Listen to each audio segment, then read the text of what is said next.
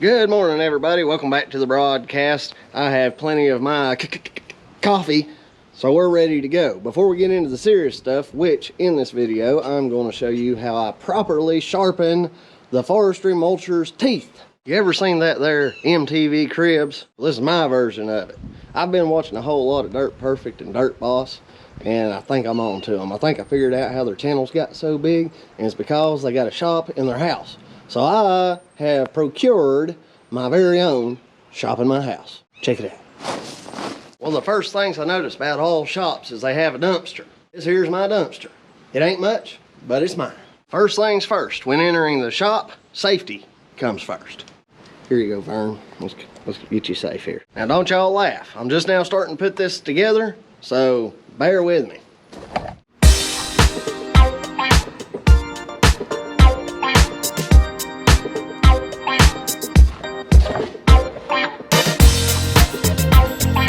First of all, let me point out my standard 8-foot wide, not sure how tall, bay door.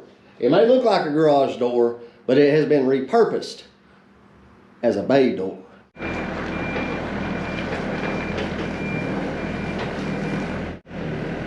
By entering this facility with a machine, it is no longer classified as a garage, except for tax purposes. It is now an equipment repair shop. I'm pretty proud. Here I have my 120 power supply. Ample power to operate my power tools. As you can see, I have an assortment of lubricants, gear oil, I've got my 2-stroke oil for mixing chainsaw gas and such, welding rods. I've got my little welder, which doesn't really run that well because my power supply just doesn't seem to be putting enough power out, but we'll fix that. Got my welding hood, gloves, shop rags. What else? We got drill bits, rubber gloves for the nasty jobs. Got an air line, some electrical repair tools, chainsaw files, trash bags. Don't know if I mentioned that, but you gotta have trash bags. See what else we got here. Let me show you all around. Here I've got my selection of hand tools, shovel, clay spade, mattock, gotta have those. This is where I store my huge supply of gas powered tools. I got my leaf blower and my pole saw, both steel brand, my favorite. This is where I keep my top secret French drain material.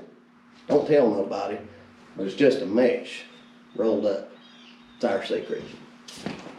This here is flower pots. And this is single proof that I don't even get to have a garage in this house. My wife is taking over everything. This here is my pet pig planter. Just make me feel like I got somebody to hang out with while I work. Better watch out, Mr. Dirt Perfect. I'm moving up in the world, buddy. All right, so I made that kind of a joking video just to show you guys that you do not have to have a full-size shop. You don't even have to have a shop at all to run a business like this, at all. You can work out of your garage, you can work out of your driveway. Let's face it, you really don't need much. You can store your tools in a truck, in a toolbox or something, and do what little bits of maintenance you have to do to keep this equipment going. I will say, it is nice to be able to get inside somehow to work on this stuff on a rainy day. Now, rainy days, you're not going to want to be out in the driveway working on this stuff, which today, we're just going to be sharpening these mulcher teeth. There's really not a whole lot to it, but I'm going to go over with you guys how to sharpen the teeth on these the way that I have found makes it cut the most efficiently. Here I have my shop chair slash family get-together eating chair, and I'm going to sit in it to do my work because that's what truck drivers do, we sit.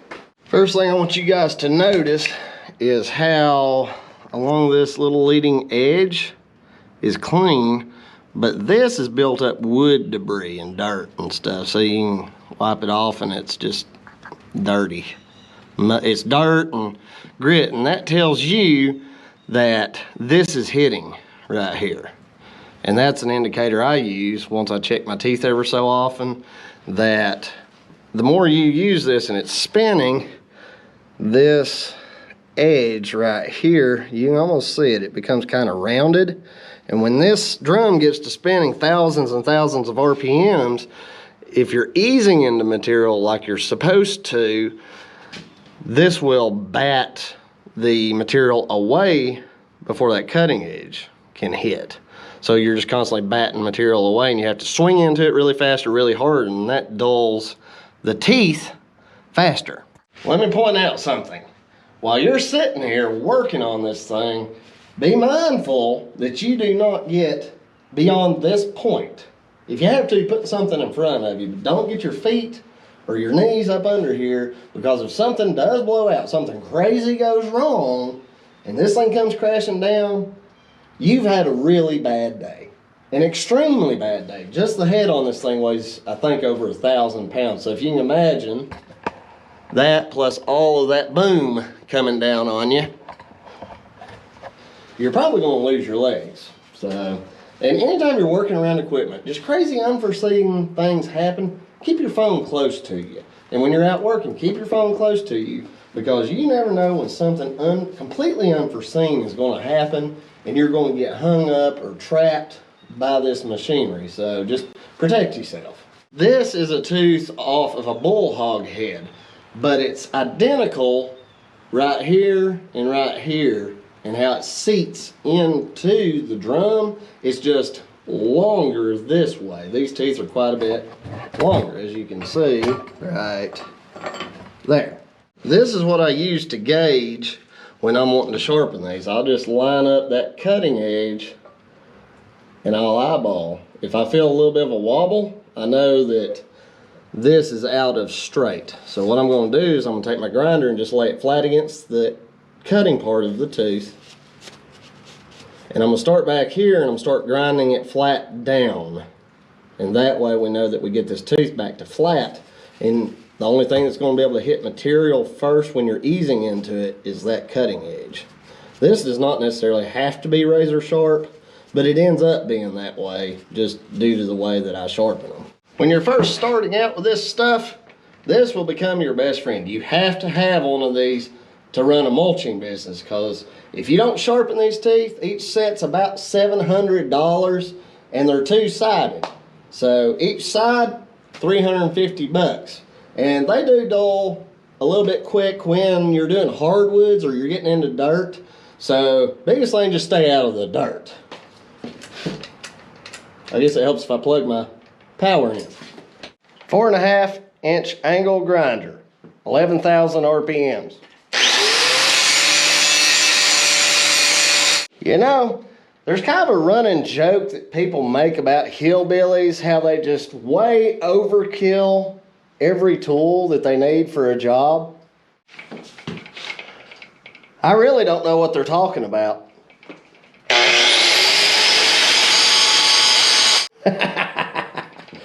7 inch, 13 amp, 8,000 RPMs of BA.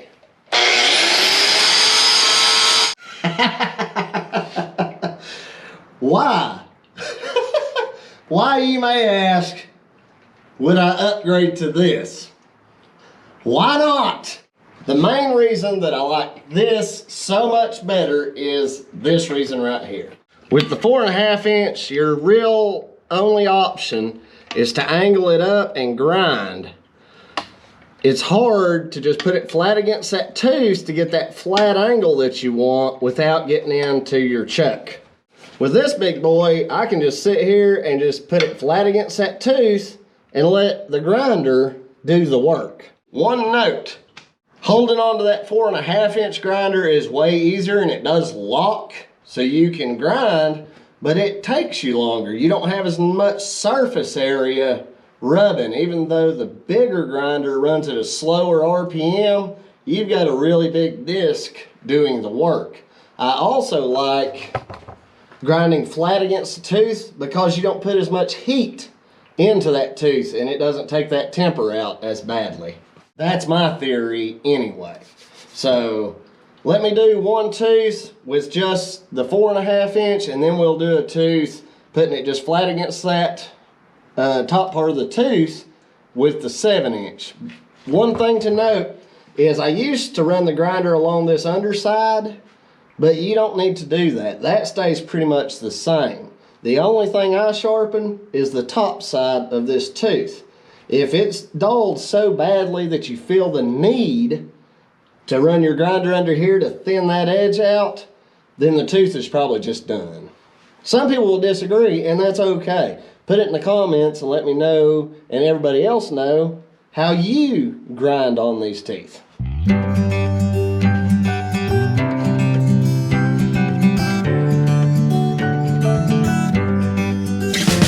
One thing you can do, whether you're doing this left or right-handed, you do have a little bit of room on that disc. So what you can do is lay it flat on one side and just grind that down flat. And then you can start chasing. It's almost like grading. You can chase it and you can feel that ridge where this disc is sunk into that tooth. And you can just work that ridge out and chase it all the way across that tooth. Now let's move over to this tooth. We're going to use the 7 inch angle grinder on it. Now one thing about this sucker's got a lot of power and it's heavy, so that's one reason I'm sitting down. I can put my arm here and I can just lay this grinder right against that tooth. Now people who are in a hurry, they're going to feel like they got to turn this thing up and just grind, and you're going to be doing the same thing, only you're going to be putting more heat into that tooth. These aren't like truly tempered teeth. These are actually cast teeth, but you still don't want to put a whole lot of heat in because it will soften that metal to a degree.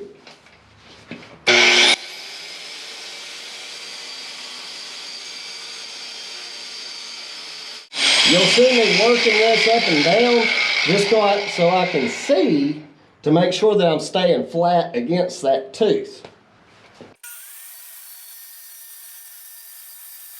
You can tell that you're working it flat because these spots are indentions. They're low, they're wore in.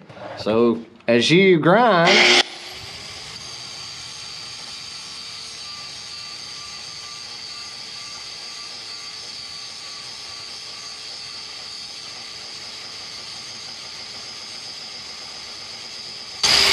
those spots are going to start fading out and disappearing.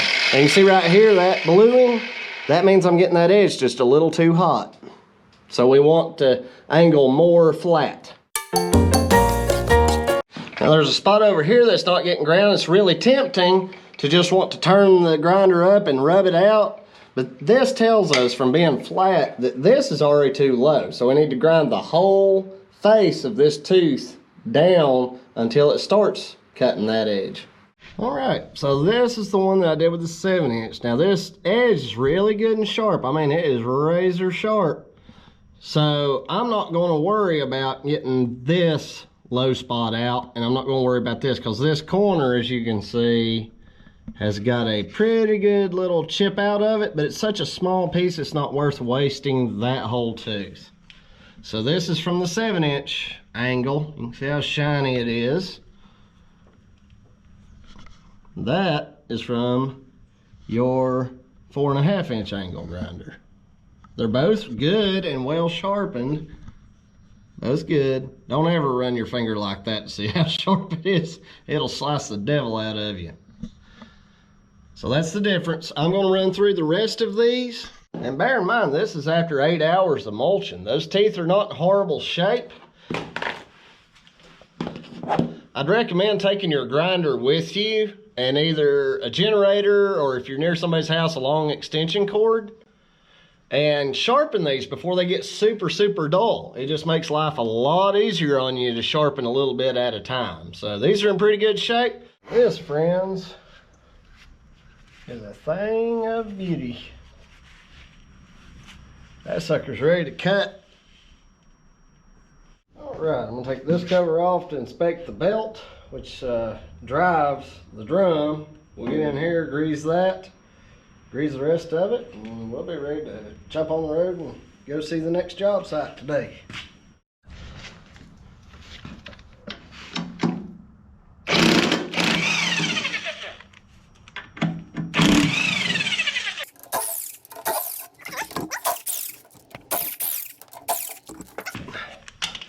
toes.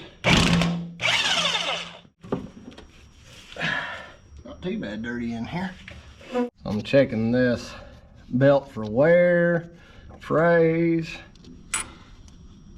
any damage really.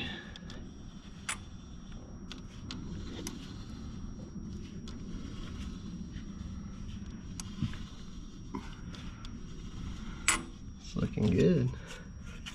This cover's actually pretty heavy.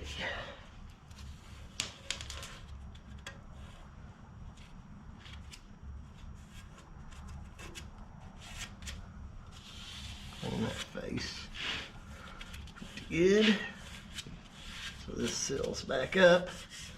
You don't want a lot of dirt and grit getting in there.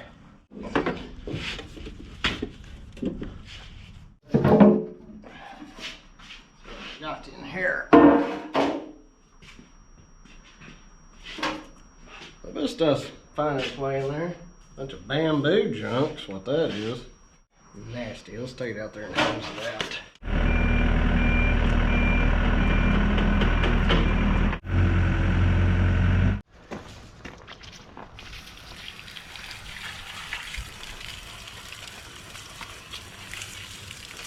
The tools are there for this.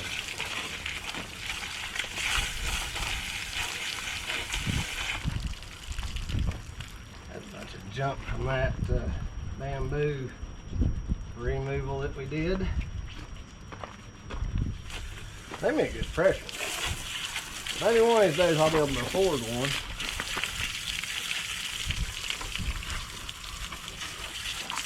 Ooh, that's cold water. I'll tell you what, that is cold water today. Oh, excuse me, dude.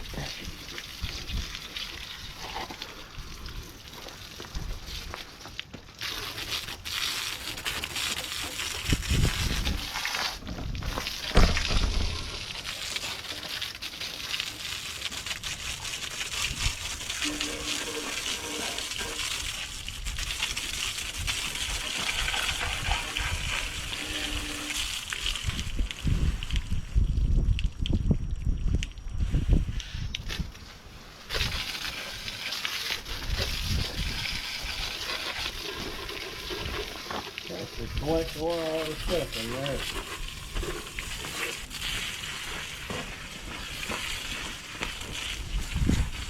That pressure washer on my Christmas list. That's all good.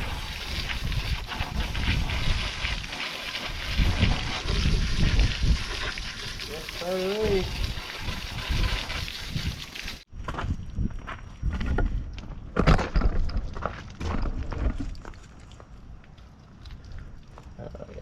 Came out pretty good.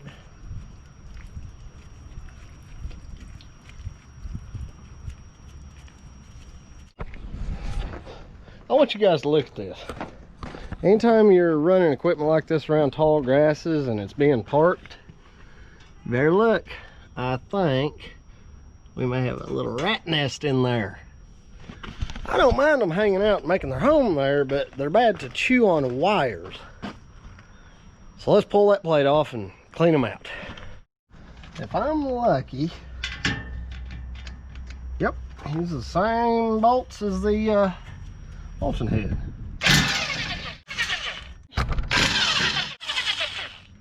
See here what we got.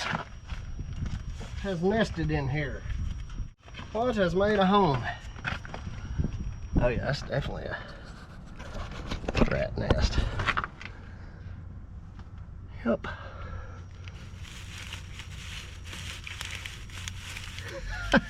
Them little boogers will make nests everywhere. This is more of a fire hazard than anything. Look at that. Them little boogers packed that full.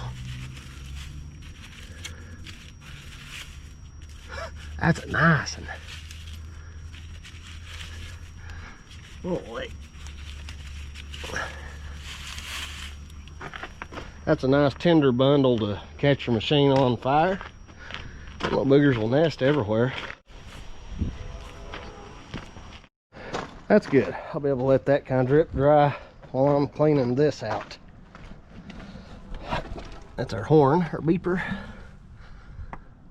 Oh, don't see any other nesting materials, so let's blow it out. Get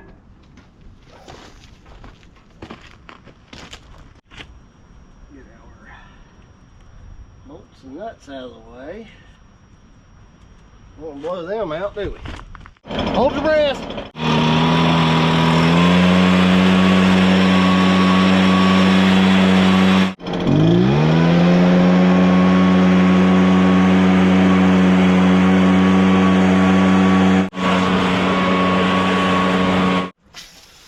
I'm just going to use this lighter mist because there's a lot of small electrical wires in here, and I don't want a chance knocking any of them loose. There's really not that much dirt. There's one little corner there that could use a little bit more pressure. No more rat nest there. Let's go around to our back, rinse our radiator out. Which this machine really isn't that bad for getting a dirty radiator. I would not ever recommend like pressure washing a radiator. So it's made out of super thin metal. Some people will pressure wash them. I don't. I've never really seen the need in it. My biggest thing for this machine is not like bugs and stuff that get in there really hard, but once in a while you get a little piece of grass like that, and you get this stuff hot enough, you're gonna have a fire. And that's not good. I just like to hose everything out. This is my battery here.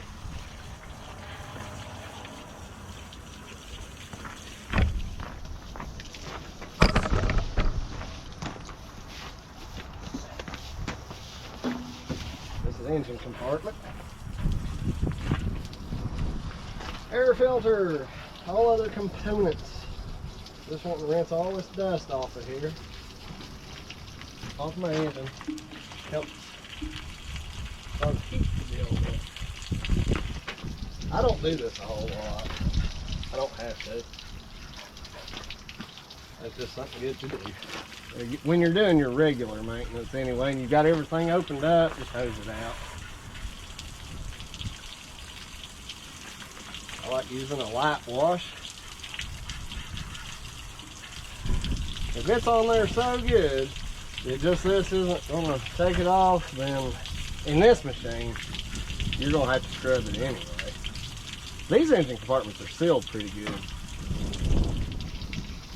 I haven't had any trouble with them. Alright, let's let that thing drip dry for a little bit. All that water dripping out, it was fairly dirty, and now it's getting pretty clear.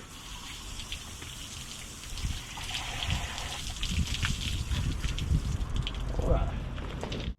Cool today. Good day to be outside working, I know that. Fine day. For somebody who makes their living in the dirt, I can't stand a floorboard full of it. Love my shop vac.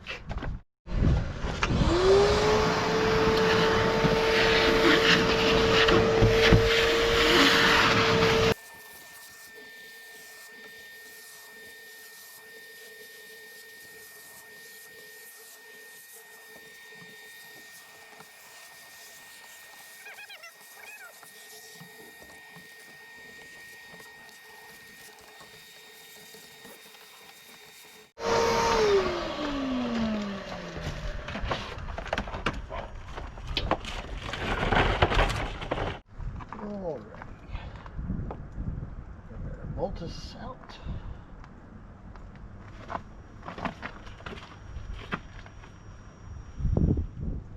No more rats for me. Back where it came from. I bet you farmers out there, I bet y'all get the rat's nest, don't you?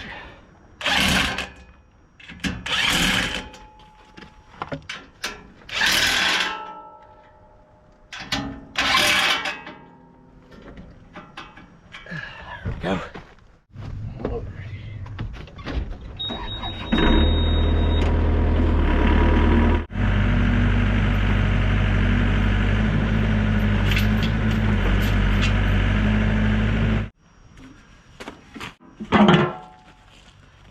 old heavy duty head.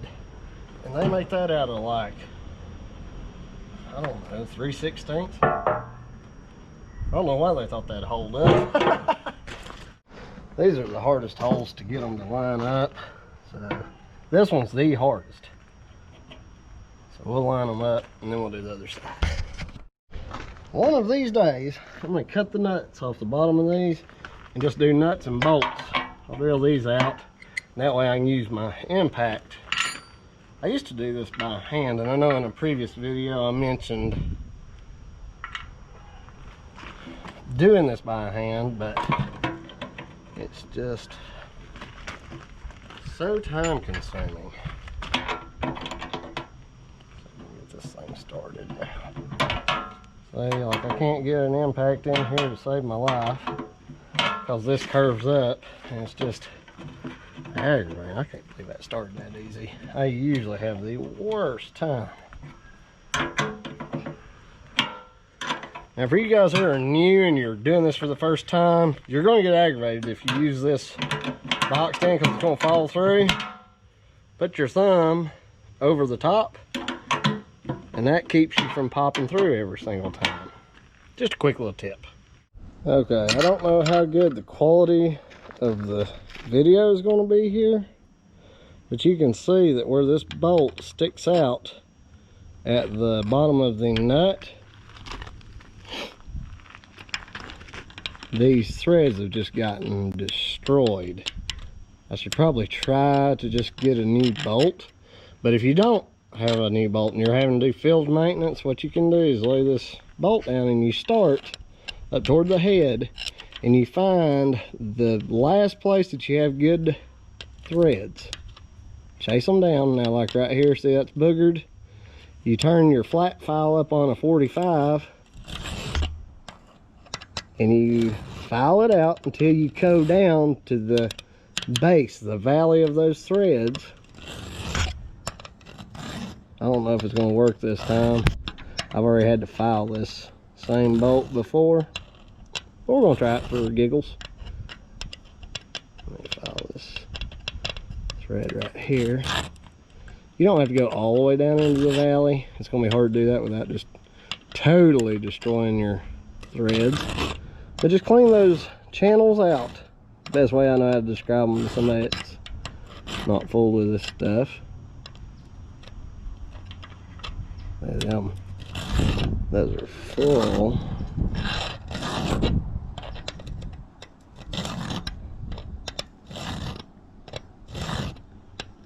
See, I'm creating that valley again. Now I may just totally destroy these threads trying to do this. This file's pretty robust. This is a chainsaw file. It's really the only file I keep on hand. I really don't expect this to work out too well, but why not try it before I go chasing down bolts. See, all of the damage is on one side here, so and you don't have to bear down, and you only push a file. If you drag it backwards, it'll dull it.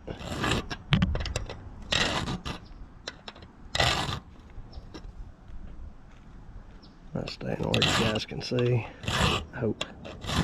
Hopefully so. Usually you back a bolt out, a lot of times it'll clean its own spurs out fairly decently, but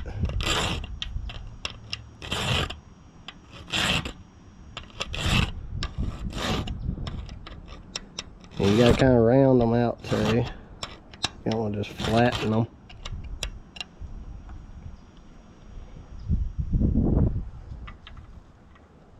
That's not the greatest thread repair ever. But let's just see. Alright. Boogered up bolt. The threads down in there look decent. Oh, I felt it right there. I think this cap might be a little bit off.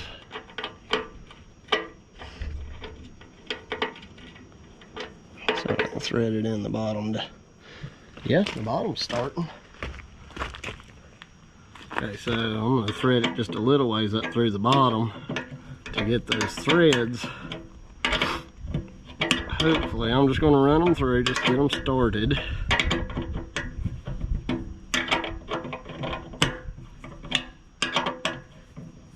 Alright, so now I'm just going to kind of work that bolt back and forth.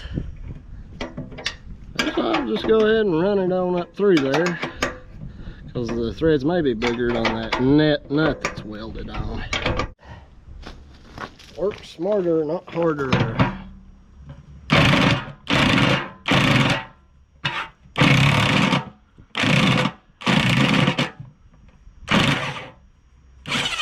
There we go. Oh yeah, that works pretty good. That's a little bit of gear oil on here. Oh, that was a bit too much, but that's okay. We'll put that gear oil on there and that thing should glide right in. Yes sirree, Bob.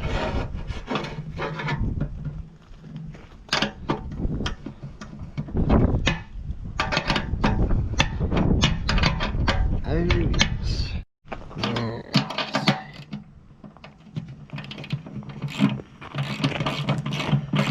There you go. A little bit of oil always helps, doesn't it? You bust your knuckles on that, you're split. Wide open. Got my darn socket set out of the truck to begin with. I was being lazy.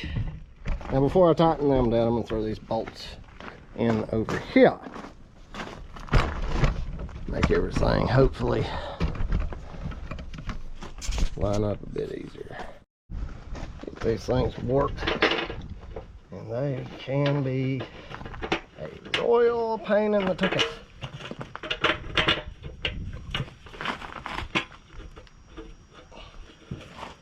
You always know that bolt is lined up if you spin it backwards and you hear that click.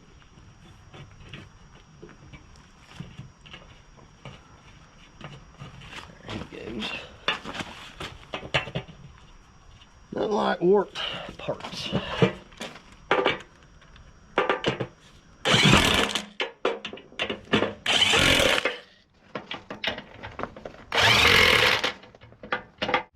Sweet, now we've gotten it sharp, greased. Let's load it up, haul it down to the job site, and I'll show you guys what we're going to be doing tomorrow.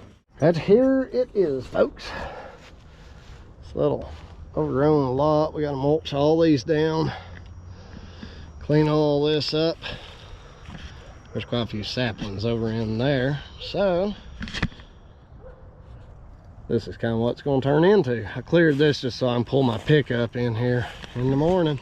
So if you're new to the channel, you want to see how this job goes, be sure to click the subscribe button and ding the bell. We will see y'all tomorrow. Thanks for watching. We love you. Have a great day.